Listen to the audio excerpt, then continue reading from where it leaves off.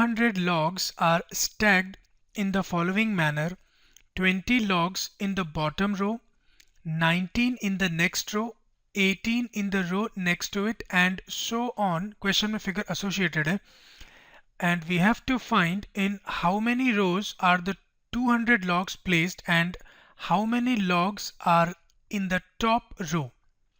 Question क्या, मैं आपको समझाता हूँ. देखिए, आपके पास टोटल 200 लॉग्स हैं जिनको ऐसे कई सारे रोज में एक के ऊपर एक स्टैक करके अरेंज किया गया. जो सबसे बॉटम वाला रो है इसमें 20 लॉग्स हैं. इसके ठीक ऊपर वाला ये जो रो है इसमें 19 लॉग्स हैं. 19 का 9 ठीक से लिख देते हैं. और इसके ऊपर वाला जो ये रो है इसमें 18 लॉग्स हैं. ऐसे ही ऊपर और भी कई सारे रोज होंगे.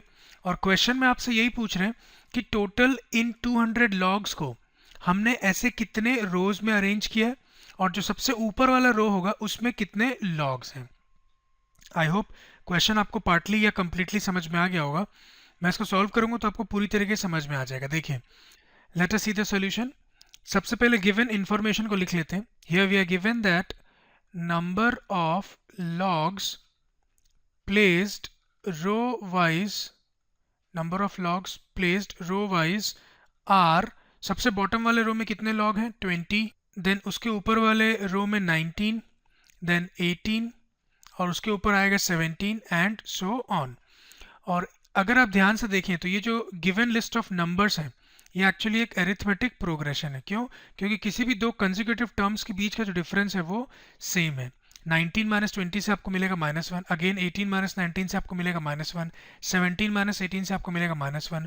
तो जो कॉमन डिफरेंस है इस AP का वो आपके पास है -1. फर्स्ट टर्म A आपके पास है 20.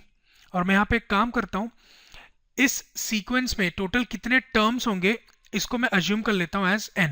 Number of terms in the given AP is n. आपको क्या करना है कि आपको ये फाइंड करना था कि इन 200 लॉग्स को हमने ऐसे कितने रोज में अरेंज किए. तो ये जो n है ये एक्चुअली नंबर ऑफ रो ही तो है. जो आपका नंबर ऑफ टर्म्स है वो नंबर ऑफ रोज के इक्वल है. तो हमको ये पता है कि इन सभी रोज में जितने भी लॉग्स होंगे उन सब का सम कितना है 200. तो मैं काम करता हूँ, सम ऑफ n टर्म्स वाला फॉर्मूला अप्लाई कर देंगे जिसमें सम ऑफ n टर्म्स हमको मालूम है as 200. We know that sum of n terms is given by n/2 into a plus two आएगा यहाँ पे 2a plus n-1 into d. Values substitute करते हैं. सम ऑफ n टर्म्स तो आपके पास 200 है इक्वल्स टू n अननोन है n/2 इंटू 2a. a आपके पास 20 इंटू 2 हो जाएगा 40 प्लस n अगेन अननोन है, इसको ऐसे छोड़िए n-1 into d. Common difference आपके पास है -1. अब मैं इसी इक्वेशन को यहाँ नीचे सॉल्व कर रहा हूँ क्योंकि यहाँ पे स्पेस की प्रॉब्लम है. जब आप इस 2 को LHS में ले आएंगे 200 से मल्टीप्लाई होकर ये हो जाएगा 400 is equal to n into 40. और ये -1 को जब आप मल्टीप्लाई करेंगे तो प्लस माइनस माइनस हो जाएगा, मतलब -n + 1 हो जाएगा, -n + 1 which will give us 400 is equal to n into 40 plus 1 is 41 minus n, जिससे आपको मिलेगा 400 is equal to 41n minus n square. Minus n square को LHS में ले आइए, प्लस एन स्क्वायर हो जाएगा n स्क्वायर. और ये 41n को LHS में लाइए तो -41n हो जाएगा प्लस 400 इज इक्वल टू 0. ये आपके पास एक क्वाड्रेटिक इक्वेशन आ गया और हमको इसी क्वाड्रेटिक इक्वेशन को सॉल्व करके n की वैल्यू फाइंड करनी है. नाउ 400 के दो फैक्टर ऐसे ढूंढिए जिनके प्रोडक्ट से 400 आ जाए और एडिशन या सब्ट्रैक्शन से 41 आ जाए. अगेन अगर आपको टेबल अच्छे से याद होगा तो ये आपके लिए काफ़ी ईजी है.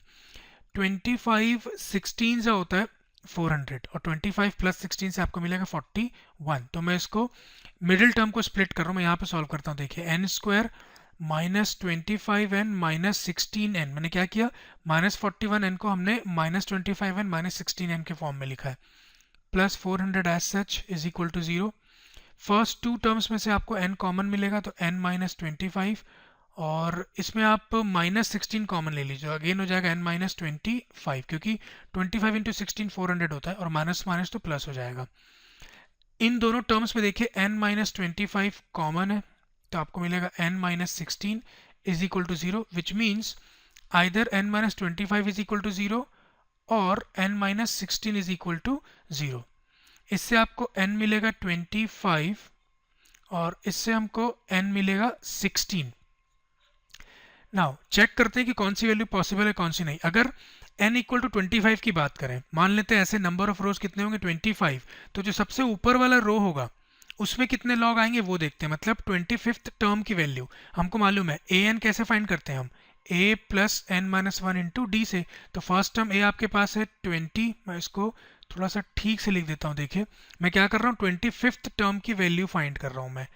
फर्स्ट टर्म आपके पास 20 था, plus n 25 minus one into D हमारे पास है -1, जिसको सॉल्व करने से आपको मिलेगा 20 माइनस वन इंटू प्लस से हो जाएगा -25 माइनस वन इज 24, 20 माइनस 24 से आपको मिल जाएगा -4। और आपको मालूम है ये -4 क्या है, number of logs in the 25th row. Number of log negative में तो हो नहीं सकते, इस वजह से इसको हमने डिस्कार्ड कर दिया है। तो जो पॉसिबल आंसर होगा वो क्या होगा, 16। तो आपको ये पता चल गया कि इन 200 लॉग्स को हमने ऐसे कितने रोज में अरेंज किया है, 16 रोज में।